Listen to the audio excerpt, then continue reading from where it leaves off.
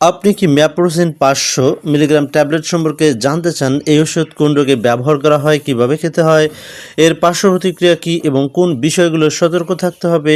তাহলে আজকের ভিডিওতে আমরা জানবো ম্যাপ্রোসিন 500 mg ট্যাবলেট সম্পর্কে গুরুত্বপূর্ণ তথ্য। ভিডিওটি শুরু থেকে শেষ পর্যন্ত দেখুন এবং ওষুধটি অবশ্যই চিকিৎসকের পরামর্শ অনুযায়ী ব্যবহার করুন। ম্যাপ্রোসিন 500 কি? ম্যাপ্রোসিন 500 ট্যাবলেটে রয়েছে সিপ্রোফ্লক্সাসিন 500 মিলিগ্রাম। আর এই সিপ্রোফ্লক্সাসিন হলো ফ্লুরোকিউলোন গ্রুপের একটি অ্যান্টিবায়োটিক। এটি ব্যাকটেরিয়ার বিরুদ্ধে কাজ করে এবং বিভিন্ন ধরনের ব্যাকটেরিয়াল ইনফেকশনের চিকিৎসায় চিকিৎসকের পরামর্শ অনুযায়ী ব্যবহার করা হয়ে থাকে। মনে রাখবেন, সর্দি, সাধারণ ফ্লু বা ভাইরাসজনিত সংক্রমণে অ্যান্টিবায়োটিক সাধারণত কার্যকর নয়, তাই নিজের ইচ্ছায় ম্যাপ্রোসিন 500 শুরু করা উচিত নয়। এবারে জানবো ম্যাপ্রোসিন 500 কোন কোন রোগে ব্যবহার করা হয়ে থাকে।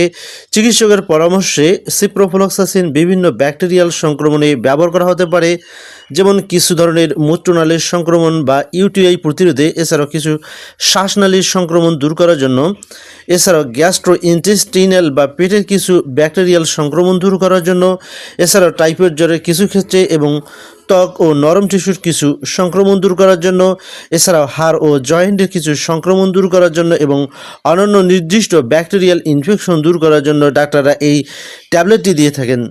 তবে কোন রোগে এই অ্যান্টিবায়োটিক প্রয়োজন হবে তা রোগের ধরন ও রোগীর অবস্থার উপর নির্ভর করে ডক্টরই সিদ্ধান্ত নেবেন। আর এই ম্যাপ্রোসিন 500 মিলিগ্রাম ট্যাবলেটটি উৎপাদন করেছে ওরিয়ন ফার্মাসিউটিক্যাল লিমিটেড এবং প্রতিটি ট্যাবলেটের বর্তমান বাজার মূল্য হচ্ছে 15 টাকা করে। এবার জানবো ম্যাপ্রোসিন 500 এর ডোজ। সিপ্রোফ্লক্সাসিন এর ডোজ রোগের ধরন, রোগীর বয়স, কিডনির কার্যক্ষমতা ও অন্যান্য শারীরিক অবস্থার উপর নির্ভর করে থাকে। তাই ম্যাপ্রোসিন 500 এর নির্দিষ্ট ডোজ নিজে থেকেই ঠিক করবেন না, চিকিৎসক যেভাবে প্রেসক্রাইব করবেন সেভাবেই গ্রহণ করতে হবে। ঔষধটি সাধারণত পর্যাপ্ত পানি দিয়ে গিলে খেতে হয় এবং এই ট্যাবলেট চিবিয়ে খাওয়া উচিত নয়। তবে সাধারণত ডাক্তাররা এই ট্যাবলেটটি দৈনিক 2 থেকে 3 বেলা পর্যন্ত খাওয়ার পরামর্শ দিয়ে থাকেন। গুরুত্বপূর্ণ সতর্কতা: সিপ্রোফ্লক্সাসিন গ্রহণের সময় কিছু গুরুত্বপূর্ণ বিষয় মনে রাখা দরকার। দুধ, দই, চিজ বা ক্যালসিয়াম যুক্ত খাবারের সঙ্গে একই সময়ে সিপ্রোফ্লক্সাসিন খেলে ওষুধের শোষণ ক্ষমতা কমে যেতে পারে, তাই চিকিৎসক বা ফার্মাসিস্টের পরামর্শ অনুযায়ী সময়ের ব্যবধান রাখা দরকার।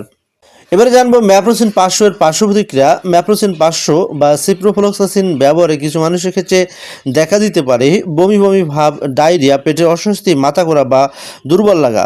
তবে সবার ক্ষেত্রে একই পার্শ্ব প্রতিক্রিয়া দেখা নাও যেতে পারে।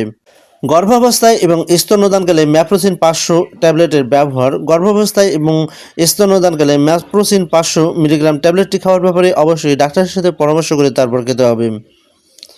অ্যান্টিবায়োটিক নিজের ইচ্ছায় খাবেন না। সো বন্ধুরা, মনে রাখবেন, অ্যান্টিবায়োটিকের ভুল ব্যবহার করলে অ্যান্টিবায়োটিক রেজিস্ট্যান্স তৈরি হতে পারে। তাই অন্যের প্রেসক্রিপশন দেখে ম্যাপ্রোসিন 500 খাবেন না এবং চিকিৎসকের পরামর্শ ছাড়া অ্যান্টিবায়োটিকের ডোজ পরিবর্তন অথবা বন্ধ করবেন না। চিকিৎসক যে সময়ের জন্য ওষুধটি দিয়েছেন তা মেনে চলতে হবে। সো সম্মানিত ভিউয়ার্স, আজকের ভিডিওতে জানলাম ম্যাপ্রোসিন 500 ট্যাবলেটের ব্যবহার, ডোজ, পার্শ্ব প্রতিক্রিয়া এবং গুরুত্বপূর্ণ সতর্কতা। তবে এই ভিডিওটি শুধুমাত্র সাধারণ তথ্যের জন্য। ম্যাপ্রোসিন 500 একটি প্রেসক্রিপশন অ্যান্টিবায়োটিক, তাই চিকিৎসকের পরামর্শ ছাড়া ব্যবহার করবেন না। সো সম্মানিত ভিউয়ার্স, ভিডিওটি ভালো লাগলে লাইক দিন, আপনার মতামত কমেন্ট বক্সে কমেন্ট করে জানিয়ে দিন এবং স্বাস্থ্য ও ঔষধ সম্পর্কিত তথ্য পেতে চ্যানেলটিকে সাবস্ক্রাইব করে পাশে থাকা বেল আইকনটি প্রেস করে রাখুন। সো বন্ধুরা, ধন্যবাদ, সুস্থ থাকুন, ভালো থাকুন। আজকের মতো এখানেই বিদায় নিচ্ছি। আল্লাহ হাফেজ।